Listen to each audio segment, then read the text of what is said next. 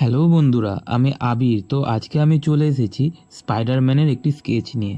তো অনেক দিন পরেই আমি লং ভিডিও নিয়ে এলাম। তোমরা সবাই কেমন আছো অবশ্যই কমেন্ট সেকশনে জানাও। আর নতুন যে স্পাইডারম্যানের সিনেমা the Spiderman brand new days, তো এটারই একটি পোস্টার যেটা রয়েছে সেটা আমি স্কেচ করার চেষ্টা করছি। তো পুরোটাই চাইবো নিখুঁত করে করার। আর হ্যাঁ, এখানে যে আমি পেন্সিল শেডিংটা ইউজ করেছি সেটা হ্যাচিং আর ক্রস হ্যাচিং টেকনিক, যেটার মাধ্যমে আমি লাইট আর ডার্ক এফেক্ট তুলে ধরেছি।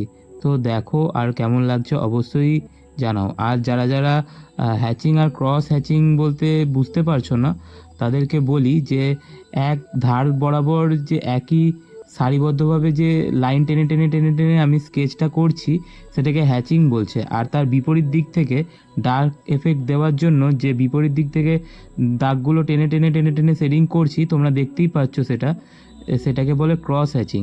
তো এইভাবেই লাইট আর ডার্ক এফেক্ট আমি তুলে ধরছি। তো দেখতে থাকো আর কেমন লাগছে অবশ্যই কমেন্ট সেকশনে জানাও।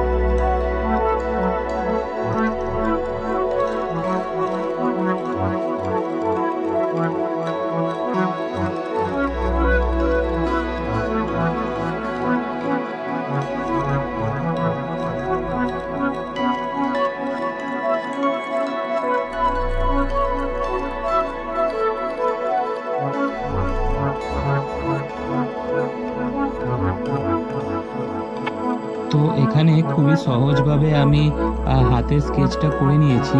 গ্রিড লাইন মেথডটা আমার এখানে অনেকটাই কাজে লেগেছে, তোমরা সেটা ভালোভাবেই বুঝতে পারছো। তো প্রথমে আমি বাঁ হাতটা করে নিয়েছি, এরপরে ফেসটা করব, যেটা একটু হাতের পেছন দিকে রয়েছে। সেই ফেসটা করার পর আমি তারপরে ফ্রন্টে যে হাতটা রয়েছে সেটা করব। তো কেমন লাগছে অবশ্যই জানাও। আর আমি হালকা হালকা করে শেড করে নিচ্ছি, কারণ যাতে লাইট এফেক্ট ডার্ক এফেক্টটা বুঝতে পারা যায়, পরবর্তীকালে আমার কালার করতে সুবিধা হয়। তো সেই হিসাবেই আমি সেটাকে শেডিং করে নিচ্ছি।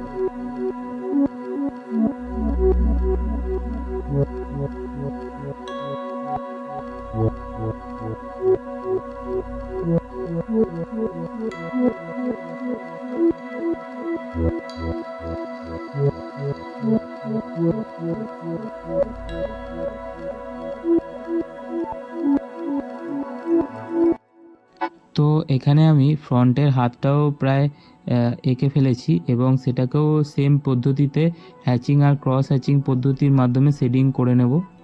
আর যতটা পারি নিখুঁত করার চেষ্টা করছি। কেমন লাগছে অবশ্যই জানাও।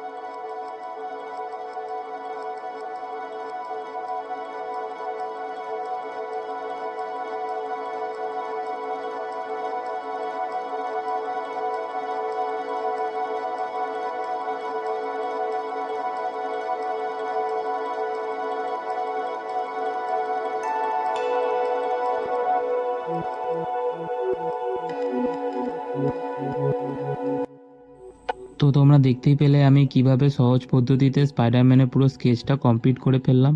তো কেমন লাগছে অবশ্যই কমেন্ট সেকশনে জানাও, আর সাবস্ক্রাইব করে পাশে থেকো।